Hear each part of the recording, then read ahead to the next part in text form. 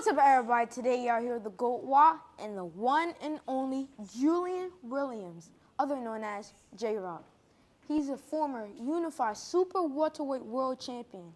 He held the IBF, WBA, and the IBO light middleweight titles. He began his amateur career in 2007 and began working with his trainer, Stephen Edwards, who encouraged him to take his diet and training seriously. He's an amazing father with two beautiful daughters. First of all, I'd like to say I appreciate you for this interview. No problem, bro. Yeah. Starting off with that, do you know what your name means, Julian? No, I don't. I never looked it up. It means youthful. Okay. And it comes from Latin and Greek roots. Mm-hmm. And William actually means strong-willed warrior. Yep.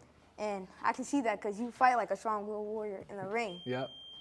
What seed do you think was implied into your mind for you to not give up in life? Because I'm pretty sure you went through some tough times and lonely times, but is it okay if you can walk me through those moments right now? Yeah. I just know what I want.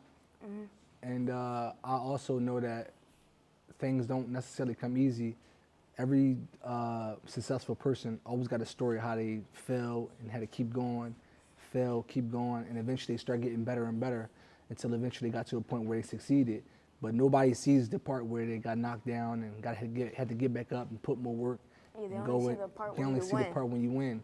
So me knowing that, been on the top and on the bottom and in between, I know that sometimes it's a science and just being able to keep going and stay mentally locked in. So yeah, I can get that because recently I fought in the U.S.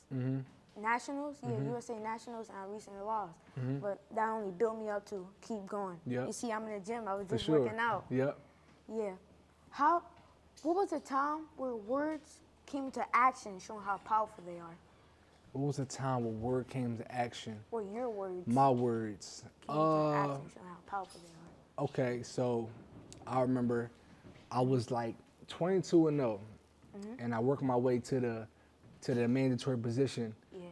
And I went on to get a title shot, and I lost. And after the title shot, you got to do like the press and everything. You got to talk to what they call it, like after the fight press conference, basically. And they asked me like, where do I go from here? I said, man, I'm gonna still be a champion, just not gonna be a champion today. Yeah. And 3 years later, what was it, 16? Yeah, 3 years later, I ended up becoming the unified world champion. Yeah, I seen that video. Yeah. Wait, was that the one where you dropped the bull? Yeah. Yeah, it was a good fight. Yeah, it was a real good fight. Yep. How do you think boxing and life relates? Oh man. For me, I've been fighting since I was around your age. Boxing for me is life, but in life you gotta persevere through because nothing worth having gonna come easy. Everybody, like we in the era now where like everything is like so it's like microwave success. Everybody got microwave success. Yeah, and nobody knows how to work hard and stay the course. That's why they're creating robots, so they can take over their jobs and everybody can relax. Exactly.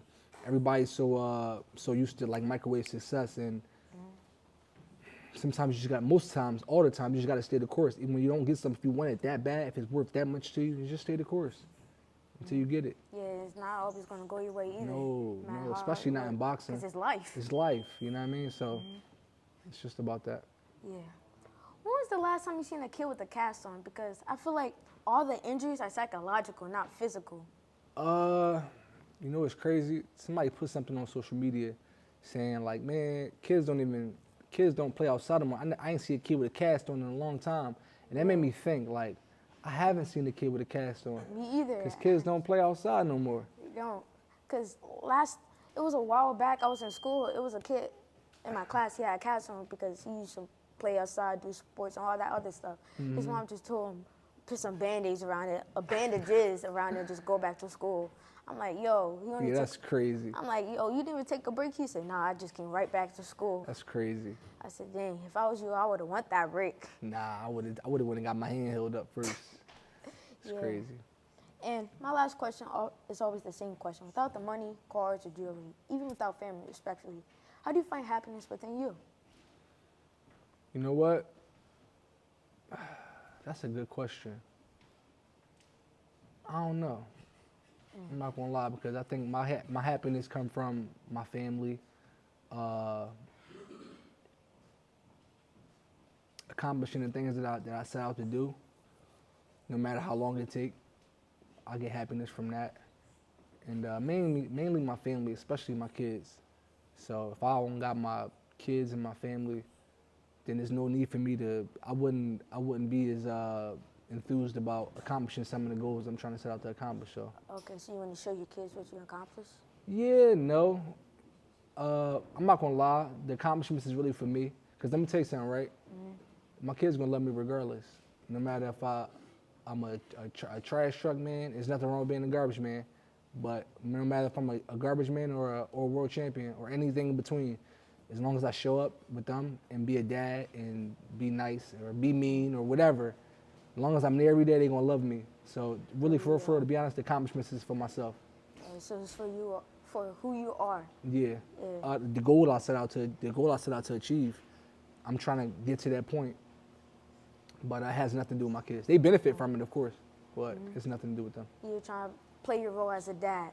Yeah. And that goes to show them, since the dad's there, they're gonna have love for him. Absolutely.